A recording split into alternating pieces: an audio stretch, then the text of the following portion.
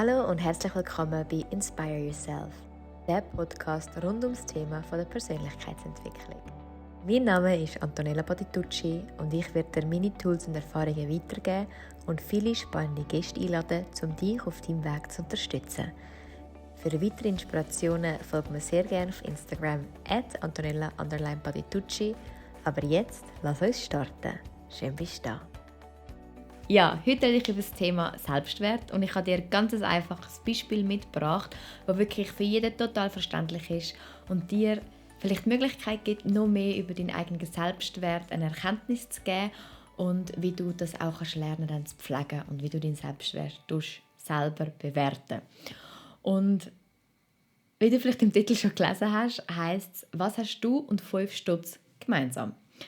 Und zwar, wenn du jetzt von mir einen 5 lieber geschenkt bekommen, dann kannst du den nehmen und du weißt, okay, das ist 5 Franken wert. Ich kann mit dem vielleicht ein Brötchen kaufen, Kaugummi kaufen, whatever du mit diesen 5 Franken möchtest machen. Der Wert bleibt immer gleich, ob du Gemüse kaufst, ob du Früchte kaufst, ob du Kaugummi kaufst. 5 Franken sind 5 Franken. Was passiert aber, wenn ich jetzt mit diesen 5 Franken schlecht umgehe? Was meine ich mit schlecht umgang? Ich sage vielleicht, was bist du schon? Du bist ja nur 5 Franken. Oder du siehst ja voll scheiße aus. Du bist ja mega abgenutzt schon. Du bist gar kein neuer 5-Frankler mehr. Vielleicht rühre ich ihn am Boden. Ich stehe drauf. Ich speuze vielleicht drauf. Sagen wir, ich habe wirklich ein sehr, sehr destruktives Verhalten gegenüber dem 5-Lieber. Was passiert jetzt mit dem 5-Frankler? Verliert er seinen Wert? Sagen wir jetzt, du laufst vorbei und gehen wir davon aus, ich finde den 5-Frankler so scheiße und ich hasse ihn, das ist ein starkes Gefühl genannt, und rühre ihn weg. Und du laufst dann vorbei am Tag, die Sonne scheint vielleicht, denkst du nichts und du siehst 5 Stutz. Zuerst mal. Und wahrscheinlich eine Freude in dir auf. Also ich habe immer Freude, wenn ich Geld anziehe und finde. Und dann nimmst du die 5 Franken auf und was denkst du? Wow, 5 Stutz, ich gehe jetzt Kaugummis kaufen. Whatever, irgendetwas. Das heisst, mein Verhalten, mein negatives, destruktives, schlechtes Verhalten zu dem 5-Lieber hat nichts, rein gar nichts mit dem Wert von diesen 5 Stutz zu tun. 5 Franken bleiben 5 Franken. Das Einzige, wenn man es werten oder wenn wir etwas daraus herausziehen wollen, zeigt es mein Verhalten. Es zeigt lediglich, was ich für ein Mensch bin, was ich vielleicht für einen Bewusstseinszustand habe im Moment, dass ich mit einem 5-Frankler so umgehe. Und jetzt, was ist der Unterschied zwischen dir und diesen 5 Franken? Warum hast du vielleicht ab und zu das Gefühl, du bist nicht wertvoll? Weil vielleicht irgendein Mensch das Gefühl hat, gemein zu dir zu sein. Vielleicht sagt er, du bist nicht schön, du bist zu dick oder zu dünn, du bist ja eh nicht intelligent, aus dir wird sowieso nichts. Vielleicht hat dich jemand verlassen in einer Beziehung und jetzt denkst du, ich bin eh nicht liebenswert. Und ich möchte dich einladen, dass du anfängst zu erkennen, dass du genau gleich bist wie der 5-Lieber. Dein Selbstwert hat nichts damit zu tun, wie jemand im Aussen dich behandelt. Es zeigt lediglich, wie er sich gegenüber dir behandelt. Das heisst, du bist genau gleich liebenswert, auch wenn du 10-mal schon in einer Beziehung verlassen worden bist.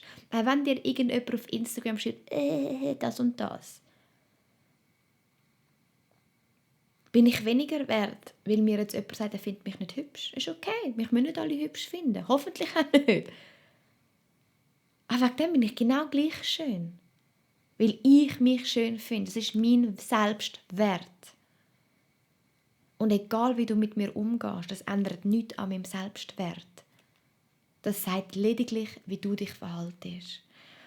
Und darum, es ist wirklich jetzt eine ganz kleine Erkenntnis und ich finde, ein ganz einfaches Beispiel, sehr kindlich auch dargestellt, aber ich bin zum Beispiel ein Mensch, ich brauche Bilder, die ganz einfach sind, damit ich es verstehe. Und für mich hat das total Sinn gemacht. Du bist immer wertvoll, wie die 5 Stutz. Und vielleicht, verlässt dich heute jemand. Aber wenn du dann weiterlaufst und du lernst jemand Neues kennen, die Person sieht dann wieder deinen Wert. Und nicht das, was die Person dir angetan hat. sondern sie sieht den Wert, den du dir selber gegeben hast. Das heisst, darum ist Selbstliebe und Selbstbewusstsein so wichtig, dass du dir bewusst wirst, wie du über dich denkst. Weil du bist die einzige Person, die deinen Wert verändern kann. Darum, ich lade dich ein, wenn du Lust hast auf eine Übung, schreib mal vielleicht 3 bis 5 Sätze auf, wo du dich ertappst, wo du dich runtermachen. Wo du das Gefühl hast, ich bin ja nicht schön genug, ich kann das ja nicht, ich bin sowieso nicht intelligent, das schaffe sowieso, ich nicht, alle sind besser. Und dann switch die Glaubenssätze in positive, tu die Umkehrung davon nehmen. Warum sollst du das nicht schaffen und ich schon? Was ist der Unterschied? Ich glaube, wir alle Menschen haben Talent, wir alle haben unterschiedliche Fähigkeiten. Das Spannende an diesem Leben ist einfach, unsere Fähigkeiten zu erkennen, Kontakt zu finden zu diesen Fähigkeiten in uns und die dann umzusetzen. Ich habe auch, glaube ich, schon eine Folge aufgenommen, ich weiß jetzt nicht genau, welche Nummer, müsste ich schnell nachschauen, wo ich darüber geredet habe, wie man Glaubenssätze switchen. Du kannst gerne die reinhören und die Übung gerade machen. Und das Zweite, was ich dir mitgeben möchte, ist auch nochmal ein total einfaches Beispiel. Vielleicht kennst du es schon, es ist sehr verbreitet, was mich enorm freut, weil es mir auch so die Augen geöffnet hat. Weil es auch sehr viel damit zu tun kann haben, wenn du das nicht bewusst bist im Moment vielleicht, dass dein Selbstwert darunter leidet.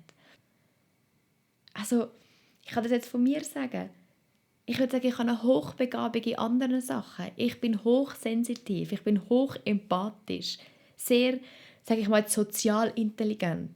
Aber Schulbildung, am Arsch, auf Deutsch gesagt, am Arsch. Ich habe nach 8 Jahren die Schule abgebrochen. Also mein Bildungsstatus ist gleich 0. Ich habe weder eine Lehre, noch ein Studium, noch eine Matur, nichts. Und ich würde trotzdem mich jetzt als erfolgreich betiteln. Einfach in einem ganz anderen Bereich. Und das ist so wichtig, dass wir herausfinden, wo gehören wir an, was ist unser Platz. Und dann aufblühen. Und egal, welcher Lehrer über dich gesagt hat, aus dir wird nichts, das habe ich 100-mal gehört und ich habe ja sowieso eine ADHS-Störung und what the hell und alles drum. Nein, habe ich nicht. Es hat mich einfach nicht interessiert. Punkt. Ich musste vorlesen in der Schule. Ich war so schlecht. Und jetzt, ich verschlinge so fette Bücher. Weil es mich interessiert, was der Inhalt ist, über Spiritualität, über Persönlichkeitsentwicklung, über die Menschen, über Energien. Ich kann nicht genug bekommen von diesen Büchern, weil es mich interessiert. Und genau um das geht es. Dass du für dich wieder deinen Selbstwert entdeckst und dich löst von diesen Umständen von außen.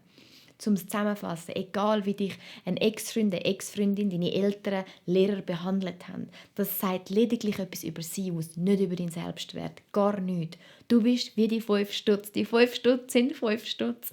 Egal, ob ich auf dich draufspeuze, auf dich am Boden tue oder in den Kübel rühre. Wenn dich jemand wieder findet, oder dein eigener Wert bleibt 5 Franken. Und das Zweite ist, wenn du dich löst von außen und anfängst zu erkennen, was kann ich eigentlich gut, was mache ich gern und dich mit dem auseinandersetzt und dann in deine Kraft kommst und voll deine Berufung findest. Du wirst aufblühen, du wirst herausfinden, ja, wir alle haben Schwächen. Ich bin ein richtiges Mathematik-Niete, aber so richtig. Ich und Zahlen, vergiss es. Ich glaube, wir werden nie Freunde. Aber ja, im Moment habe ich halt einen Taschenrechner, ich kann meine Buchhaltung trotzdem selber, es klappt irgendwie. Dafür habe ich andere Stärken, eine Kommunikation, mich in Menschen hineinversetzen, andere Menschen nachspielen, auf einer Bühne stehen. Und genau so ist es bei dir. Schreib dir auf, was machst du gern und in was bist du gut. Und dann stärkt der Selbstwert wieder. Lass die negative Geschichte von der Vergangenheit los. Mach jetzt einen Schlussstrich und fang an, das neue Selbstbild von dir zu stärken. Ich freue mich, dich aufblühen zu sehen und wie immer, ich freue mich, von dir zu hören. Ich hoffe, du hast die ein oder andere Erkenntnis gehabt. Ich hoffe, du kannst das ein oder andere Tool mitnehmen und findest wirklich Frieden mit deiner Vergangenheit. Du kannst auch gerne die andere Folge von mir hören, wegen der Glaubenssätze einerseits oder auch Vergebung, dass du vielleicht damit Lehrer und denkst, oh, so ein dummer Sack, dem vielleicht vergibst und loslässt und jetzt einen Neustart machst. Und anfängst dein Selbstbild und dein Selbstwert zu stärken. Ich wünsche mir es für dich. Ich finde, wir brauchen dich. Wir brauchen starke Pionierinnen, die in ihrem Element sind. Und zum Glück sind wir Affen und Fisch und Schildkrötchen und alles. Wir brauchen die verschiedenen Talente und die verschiedenen Kompetenzen, die jeder von uns hat.